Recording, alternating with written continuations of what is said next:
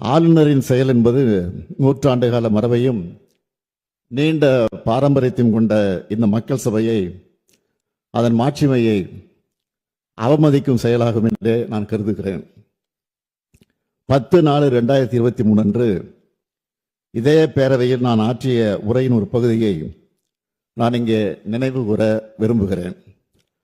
ஆட்டுக்கு தாடியும் நாட்டுக்கு ஆளுநர் பதவியும் தேவையில்லை என்று பேரறிஞர் அண்ணா அவர்கள் கூறிய போதிலும், அதை முத்தமிழறிஞர் தலைவர் கலைஞர் அவர்கள் வழிமொழிந்த போதிலும், அந்த பதவி இருக்கும் வரை அதற்குரிய மரியாதையை கொடுக்க அவர்கள் முதலமைச்சர்களாக இருந்த நேரத்தில் தவறியதில்லை. அவர்களது வழியை பின்பற்றி நானும் அதிலிருந்து இம்மி அளவும் விலகியதில்லை. இந்த அரசும் தவறியதில்லை என்று அன்றைக்கு நான் எடுத்துரைத்தேன். அந்த கொள்கையொட்டியே நான் ஆளுநர் அவர்கள் உரை நிகழ்த்த வேண்டும் என்று நடவடிக்கை எடுக்க ஆணையிட்டேன். எனினும் மாண்புமிகு ஆளுநர் அவர்கள் ஏற்கனவே நடந்து கொண்டது போலவே மீண்டும் இன்று செயல்பட்டிருப்பது மிகவும் வருத்தத்திற்குரியது.